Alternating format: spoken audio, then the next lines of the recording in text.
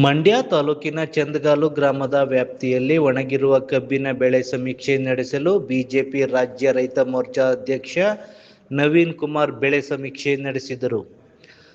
ಚಂದಗಾಲು ರೈತ ಕುಮಾರ್ ಮಾತನಾಡಿ, ಈಗಾಗಲೇ ಬೆಳೆದಿರುವ ಬೆಳೆಗಳಿಗೆ ಒಂದು ಹಂತದಲ್ಲಿ ನೀರು ಬಿಟ್ಟಿದ್ದರೆ ರೈತರನ್ನು ಕಷ್ಟದ ಸ್ಥಿತಿಯಿಂದ ಪಾರು ಮಾಡಬಹುದಾಗಿತ್ತು ಎಂಬ ಅನಿಸಿಕೆ ವ್ಯಕ್ತಪಡಿಸಿದರು.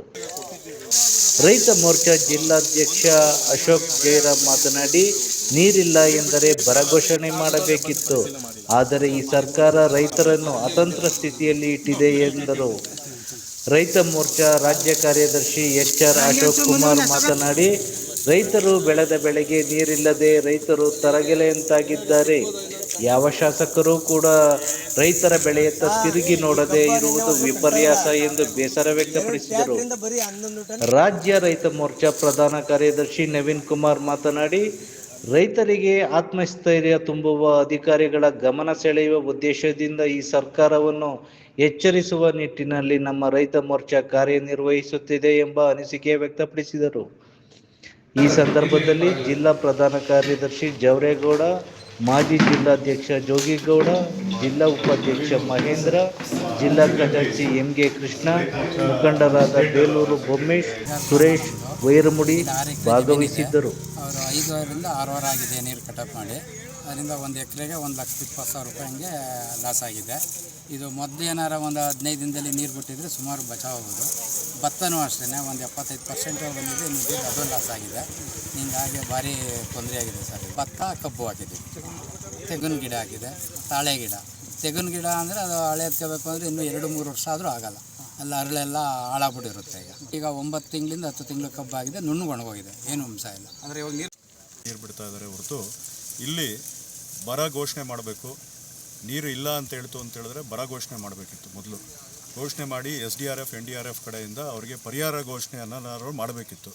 ಅದು ಮಾಡದೇನೆ ಇವತ್ತು 15 ದಿವಸಗಳ ಹಿಂದೆ ಅಚಾನಕ್ಕಾಗಿ ಮುಖ್ಯಮಂತ್ರಿಗಳು ಬಂದು ಒಂದು ಪ್ರೆಸ್ ಮೀಟ್ ಮಾಡಿ, ಈ ಸತಿ ಯಾರೂ ಬೆಳೆ ಹಾಕಬೇಡಿ ಅಂತ ಹೇಳ್ಬಿಟ್ಟು ಹೊರಟ್ರೆ ಹೊರತು ಸ್ಟ್ಯಾಂಡಿಂಗ್ ಕ್ರಾಪ್ಗೆ ಇವಾಗ ಆಲ್ರೆಡಿ ಇರುವಂಥ ಬೆಳೆಗೆ ಅವರು ನೀರು ಕೊಡ್ತಾರಾ ಇಲ್ವಾ ಅನ್ನುವಂಥದ್ದನ್ನ ಯಾವುದೇ ರೀತಿಯಲ್ಲಿ ಒಂದು ಕ್ಲಾರಿಫಿಕೇಷನ್ ಉತ್ತರ ಕೊಡದೇನೆ ಎಲ್ಲ ರೈತರು ಒಂದು ರೀತಿಯಲ್ಲಿ ಅವರ ಜೀವನ ಅತಂತ್ರ ಆಗೋ ರೀತಿಯಲ್ಲಿ ಮಾಡಿದ್ದಾರೆ.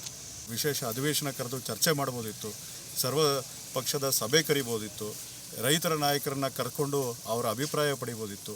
ಯಾವುದನ್ನೂ ಕೂಡ ಮಾಡ್ದೇನೆ ಕೇವಲ ಖಾತೆಗಳಿಗೆ ಲಾಬಿ, ಪ್ರತಿಯೊಬ್ಬ ಶಾಸಕನೂ ಇವತ್ತು ಮಂತ್ರಿಗಳಾಗುವಂಥ ಕನಸು ಕಂಡುಕೊಂಡು ಅವ್ರ ಕ್ಷೇತ್ರ ಬಿಟ್ಟು ಬೆಂಗಳೂರಿನಲ್ಲಿ ಲಾಬಿ ಮಾಡ್ಕೊಂಡಿರುವಂಥದ್ದನ್ನ ನಾವಿವತ್ತು ನೋಡ್ತಾ ಇದ್ದೀವಿ. ಇವತ್ತು ನೋಡ್ತಾ ಇರೋದು ಅಂತೇಳಿದ್ರೆ ಸಾಲಾಗಿ ಎಲ್ಲ ಬೆಳೆ, ಕಬ್ಬು, ಭತ್ತ, ತೆಂಗು ಕೂಡ ಇವತ್ತು ಪೂರ್ತಿ ಬರ ಪೀಡಿತರಾಗಿ ಸಂಪೂರ್ಣ ಒಣಗಿರುವಂಥದ್ದನ್ನ ನಾವು ನೋಡ್ತಾ ಇದ್ದೀವಿ. ಇವತ್ತು ಮಂಡ್ಯದ ಪರಿಸ್ಥಿತಿ, ಇವತ್ತು ರೈತರು ಯಾವ ರೀತಿ ಇದ್ದಾರೆ ಅಂತಂದರೆ, ಕಬ್ಬು ತರಗೆ ಹಂಗೆ ಒಣಗೋಗಿದ್ದಾರೆ, ಹಂಗೆ ರೈತರು ಸಹ ಒಣಗೋಗುವಂಥ ಪರಿಸ್ಥಿತಿಗೆ ಮಂಡ್ಯ ಜಿಲ್ಲೆ ರೈತರೆಲ್ಲ ಬಂದಿದ್ದೀವಿ. ಈ ಭಾಗದ ಶಾಸಕರುಗಳು ರೈತರ ಹೆಸರು ಹೇಳ್ಕೊಂಡು ಅಧಿಕಾರಕ್ಕೆ ಬಂದಂಥ ಶಾಸಕರುಗಳು ಇವತ್ತು ಫಾರಿನಲ್ಲಿ ಕೂತ್ಕೊಂಡಿದ್ದಾರೆ. ರೈತರ ಸಮಸ್ಯೆ ಏನಿದೆ, ಕಬ್ಬು ಹೇಗೆ ಒಣಗೋಗಿದೆ, ನೀರು ಯಾಕೆ ಬಿಡಿಸ್ಲಿಲ್ಲ ಅನ್ನುವಂಥ ಚಿಂತನೆಯನ್ನು ಮಾಡ್ದೇ ಕಾಂಗ್ರೆಸ್ಗೆ ಸಪೋರ್ಟ್ ಕೊಟ್ಟಂಥ ರೈತ ಸಂಘದ ದರ್ಶನ್ ಪುಟಾಣಿ ಅವರು ಇವತ್ತು ಫಾರಿನಲ್ಲಿ ಕೂತ್ಕೊಂಡು ರೈತರ ಮನೆಯನ್ನು ಹಾಳು ಮಾಡುವಂಥ ಕೆಲಸವನ್ನು ಮಾಡ್ತಾಯಿದ್ದಾರೆ. ಸರ್ಕಾರ ಈ ಕೂಡಲೇ ಬರ ಪರಿಹಾರ ಅಂತ ಘೋಷಣೆ ಮಾಡಿ ರೈತರಿಗೆ ಪರಿಹಾರವನ್ನು 1 ಎಕರೆ ಕಬ್ಬಿಗೆ 1 ಲಕ್ಷ ಖರ್ಚು ಮಾಡಿದ್ದಾರೆ. ಅದಕ್ಕೆ ಡಬಲ್ 2 ಲಕ್ಷ ದುಡ್ಡುಗಳನ್ನು ಪರಿಹಾರವಾಗಿ ನೀಡಬೇಕು. ತೆಂಗಿನ ಮರಗಳು ಅವು ಫ್ಯೂಚರ್ ಒಂದು 60-70 ವರ್ಷ ಆಯುಸ್ ಇರ್ತಕ್ಕಂಥ ತೆಂಗಿನ ಮರಗಳು ಒಣಗೋಯ್ತಾ ಇದೆ. ಒಂದು ತೆಂಗಿನ ಮರಕ್ಕೆ ಕನಿಷ್ಠ 1 ಲಕ್ಷ ರೂಪಾಯಿಯನ್ನು ಪರಿಹಾರವನ್ನು ರೈತರಿಗೆ ಕೊಡಬೇಕು ಅನ್ನುವಂಥದ್ದು ನಮ್ಮ ಬೇಡಿಕೆ ಆಗಿದೆ. ರಾಜ್ಯದ ಅಧ್ಯಕ್ಷರ ಸೂಚನೆ ಮೇರೆಗೆ ಕರ್ನಾಟಕ ರಾಜ್ಯದ ಎಲ್ಲ ಜಿಲ್ಲೆಗಳಿಗೆ ಪ್ರವಾಸ ಮಾಡಬೇಕು, ವಸ್ತುಸ್ಥಿತಿಯನ್ನು ಅಧ್ಯಯನ ಮಾಡಬೇಕು, ರೈತರಿಗೆ